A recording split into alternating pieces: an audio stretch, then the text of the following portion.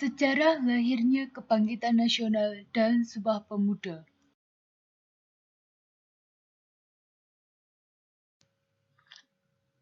1. Kebangkitan Nasional. Lahirnya Kebangkitan Nasional tidak dapat dipisahkan dari eksploitasi yang dilakukan pemerintahan kolonial Belanda terhadap masyarakat di Nusantara. Salah satu contoh kebijakan yang mengeksploitasi masyarakat Nusantara adalah kebijakan tanam paksa atau Kulturstelsel. Pada praktiknya, tanah pertanian milik rakyat ditanami dengan komoditas yang ditentukan oleh pemerintah kolonial. Hasilnya harus dijual kepada pemerintah kolonial dengan harga yang telah ditetapkan. Selain itu, tanam paksa juga menyita sejumlah besar tenaga kerja dari para petani untuk membangun infrastruktur yang mendukung kebijakan ini. Contohnya, membangun jalan, jembatan, fasilitas pelabuhan, perumahan, pabrik, gudang, bendungan, dan bahkan benteng pertahanan. Kebijakan tanam paksa menjadi penyebab terjadinya kelaparan hebat di beberapa wilayah di Indonesia. Sistem tanam paksa dapat dilihat sebagai kebijakan paling eksploitatif dalam praktik ekonomi Hindia Belanda.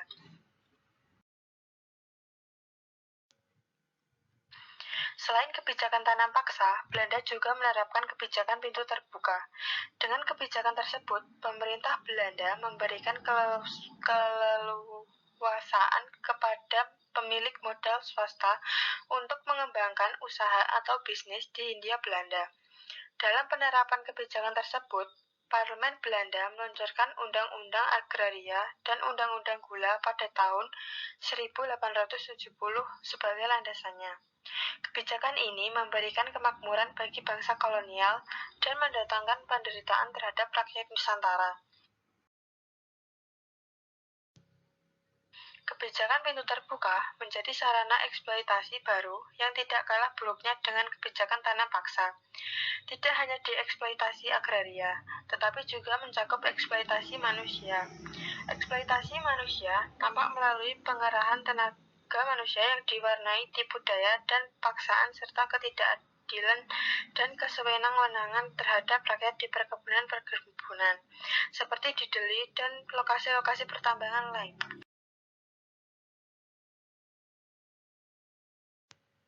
Kebijakan pintu terbuka sangat eksploitatif, sehingga memicu kritik dan desakan dari para humanis agar pemerintah kolonial Belanda disebut sudah mengeruk kekayaan alam dan memanfaatkan tenaga rakyat Hindia Belanda selama berabad-abad. Untuk itu, sudah seharusnya pemerintah Belanda membalas budi dengan memajukan rakyat di Nusantara. Kritik dan desakan ini melahirkan politik etis. Politik etis dikenal juga dengan sebutan politik balas budi.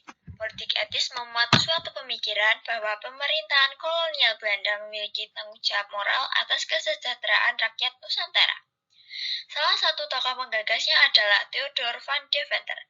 Gagasan van Deventer terlihat dalam pidato Ratu Wilhelmina pada tanggal 17 September 1901 yang dengan tegasnya menyatakan pemerintahan Belanda memiliki panggilan moral terhadap rakyat Nusantara di Hindia Belanda. Panggilan moral tersebut kemudian dituangkan dalam program yang disebut Trias van Deventer. Program tersebut berfokus pada 3 hal berikut. A. Irigasi atau pengairan, yaitu melakukan pembangunan dan perbaikan pengairan dan bendungan untuk keperluan pertanian. B. Migrasi, yaitu menjaga keseimbangan jumlah penduduk melalui kegiatan transmigrasi. C. Edukasi, yaitu melaksanakan penyelenggaraan pendidikan dengan cara memperluas bidang pengajar dan pendidikan. Meskipun dalam praktiknya ada beberapa penyimpangan yang terjadi, tetapi politik etis sangat berperan mengembangkan serta memperluas pendidikan dan pengajaran di Indonesia. Politik etis membuka kesempatan bagi putra-putri Indonesia untuk mengenyam pendidikan menengah dan tinggi. Hal ini tidak hanya menghasilkan pemuda Indonesia yang berilmu, tetapi juga berwawasan luas dan sadar politik. Kebijakan politik etis telah memicu lahirnya kesadaran kebangsaan.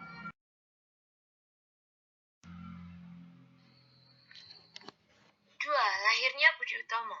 Dengan kebijakan politik etis pemerintah Belanda, muncul kaum terpelajar dalam panggung perjuangan kemerdekaan bangsa Indonesia untuk melawan kolonialisme melalui berbagai organisasi pergerakan.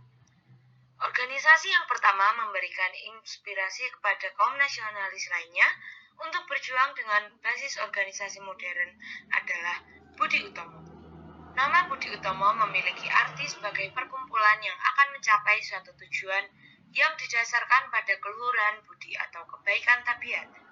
Para mahasiswa pendiri Budi Utomo adalah Sutomo, M. Sulaiman, Gondo Suwarno, Gunawan Mangunkusumo, R. Angka Projosudirjo, M. Saleh, R. Mas Gumbrek, Suraji Tirtonegoro, dan Suwarno.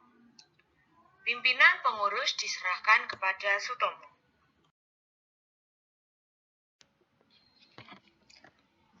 Para pendiri Budi Utomo yakin bahwa perubahan hanya dapat diupayakan melalui pendidikan.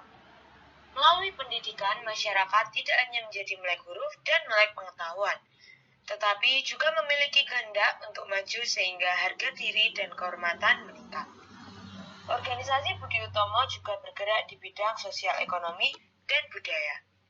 Tujuan Budi Utomo adalah memajukan pengajaran dan kebudayaan yang meliputi pengajaran, pertanian, peternakan, dan perdagangan, serta kesenian dan kebudayaan.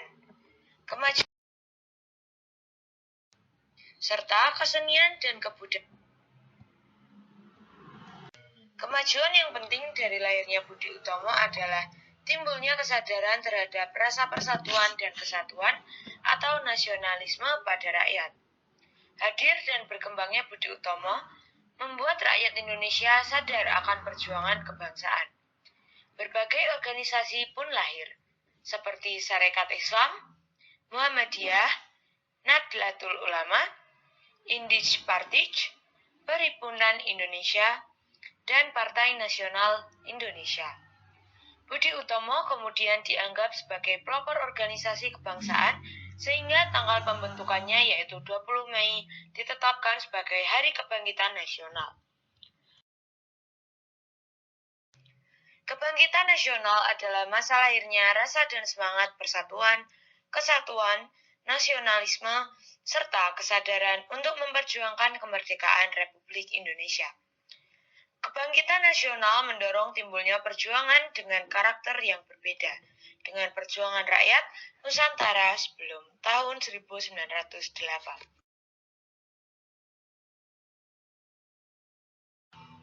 Awalnya, gerakan-gerakan pemuda ini merupakan gerakan solidaritas yang bersifat informal dan kedaerahan. Secara perlahan, gerakan-gerakan ini menjadi gerakan politik atau gerakan kebangsaan. Cita-cita gerakan kebangsaan ini adalah Indonesia yang merdeka dan maju. Gerakan pemuda yang pertama adalah Trikoro Dharma. Organisasi pemuda ini menjadi cikal bakal Jong Java. Selain Jong Java, berdiri juga perkumpulan-perkumpulan pemuda yang menyusung identitas kedaerahannya, seperti Jong Pasundan, Jong Sumatera Bon, Jong Minahasa, Jong Bata, Jong Ambon, Jong Celebes, dan lain-lain.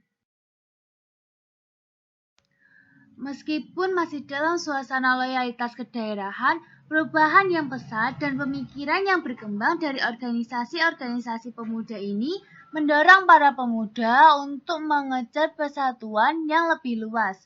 Oleh karena itu, pada tanggal 30 April sampai dengan 2 Mei 1926 berlangsung rapat besar para pemuda yang kemudian dikenal dengan nama Kongres Pemuda Pertama, atau dalam bahasa disebut Eastern Indonesian Youth Congress.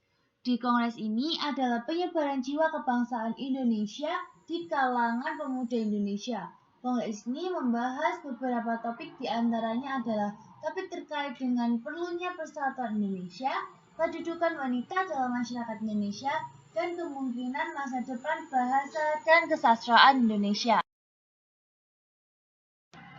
Dasar pemikiran dan berhasil dirumuskan dalam Kongres Pemuda Pertama adalah A. Cita-cita Indonesia Merdeka menjadi cita-cita semua pemuda Indonesia.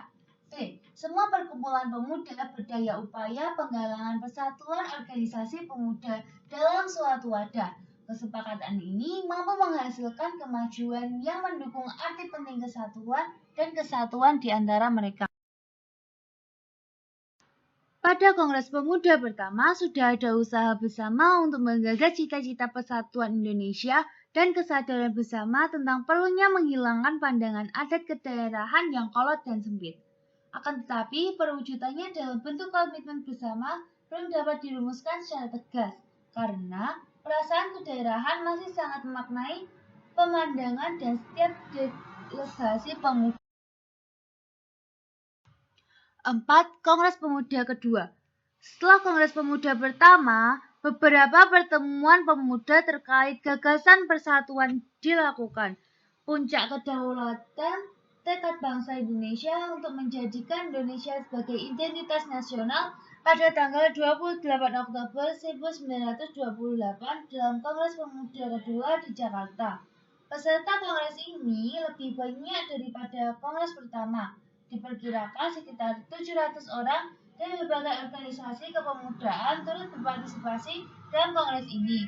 Organisasi kepemudaan tersebut antara lain Perhimpunan Pelajar-Pelajar Indonesia, Jong Java, Jong Islamic Bond, Jong Pemuda Indonesia, Jong Sumatera Nonton, Jong Batak Bond, Jong Ambon, Jong Celebes, dan lain-lain. Kongres Pemuda II memiliki tujuan berikut. 1. Menyatukan cita-cita semua organisasi pemuda Indonesia. 2. Mendiskusikan beberapa persoalan dalam perjuangan bersama para pemuda. 3. Memperkukuh semangat kebangsaan dan persatuan para pemuda. A. Rapat pertama. Rapat pertama dilaksanakan di Gedung Katolike Jongelingebond atau JKB di Lapangan Banten pada tanggal 27 Oktober 1928. Dalam sambutannya, Sugondo Djopuspito selaku Ketua Kongres Pemuda kedua menyampaikan beberapa harapan apari Kongres dapat memperkuat semangat persatuan dalam sanubari para pemuda. Dalam rapat ini, Muhammad Yamin menyampaikan pidato berjudul Dari Hal Persatuan dan Kebangsaan Indonesia. Menurutnya, persatuan dan kebangsaan Indonesia merupakan hasil kemauan sejarah panjang Nusantara. Ia juga menyampaikan bahwa faktor yang dapat memperkuat persatuan yaitu sejarah, bahasa, hukum adat, pendidikan, dan kemauan. B. Rapat kedua. Manusakara rapat kedua dilakukan di Gedung Old Java Bioskop pada tanggal 28 Oktober 1928. Pada rapat ini, S. Joko Warwono Purnomowulan dari Ki Hajar Dewantara menyampaikan pemikirannya mengenai pendidikan. Sekurang-kurangnya ada 3 hal yang mereka sampaikan terkait pendidikan. Ketiga hal tersebut adalah sebagai berikut. 1. Anak harus mendapatkan pendidikan kebangsaan. 2. Harus ada keseimbangan antara pendidikan di sekolah dan di rumah. 3. Anak harus dididik secara demokratis. C. Rapat ketiga. Rapat ketiga dilaksanakan pada tanggal 28 Oktober 1928. Rapat ini berlangsung di Gedung Indonesian Club di Jalan Kramat Raya 106. Gedung ini milik seorang Tionghoa yang bernama Xie Hongleong yang disewakan sebagai rumah pondokan untuk pelajar dan mahasiswa. Pada rapat ini, Sunario menyampaikan pemikirannya mengenai pentingnya nasionalisme dan demokrasi.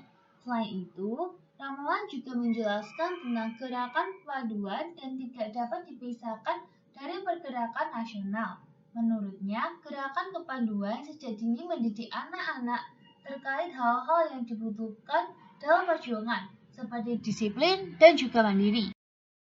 Sebelum Kongres Pemuda Kota ditutup, W.R. Supratman memperdengarkan lagu karyanya yang berjudul Indonesia Raya. Lagu tersebut diperdengarkan kepada peserta kongres secara instrumental menggunakan biola. Seluruh peserta kongres menyambut lagu tersebut dengan penuh semangat. Setelah itu diumumkan rumusan hasil kongres, yaitu Sumpah Pemuda yang ditulis oleh Muhammad Yamin. Isi Sumpah Pemuda tersebut adalah sebagai 1. Kami putra dan putri Indonesia mengaku bertumpah darah yang satu tanah air Indonesia. 2. Kami putra dan putri Indonesia mengaku berbangsa yang satu bangsa Indonesia. 3. Kami putra dan putri Indonesia menjunjung bahasa persatuan, bahasa Indonesia. Selain menetapkan Sumpah Pemuda, Kongres juga menetapkan bendera merah putih sebagai bendera kebangsaan Indonesia. Ikrar para pemuda Indonesia dalam kongres ini memberikan pengaruh terhadap organisasi dan pergerakan pemuda di Indonesia. Fusi antar organisasi pemuda menjadi isu besar setelah terselenggaranya kongres ini. Hal ini tentunya merupakan konsekuensi logis dari cita-cita persatuan Indonesia yang diikrarkan dalam Sumpah Pemuda. Akhirnya, Kongres Pemuda di Solo pada tanggal 31 Desember 1930 menetapkan berdirinya Organisasi Indonesia Muda. Pada saat berdirinya, organisasi ini telah mempunyai anggota sebanyak 2.393 orang dan 25 cabang. Organisasi ini didukung oleh hampir semua organisasi pemuda. Tujuan Perkumpulan Indonesia Muda adalah memperkuat rasa persatuan di kalangan pelajar, membangun dan mempertahankan keinsafan bahwa mereka adalah anak satu, bangsa yang bertanah air satu agar tercapai Indonesia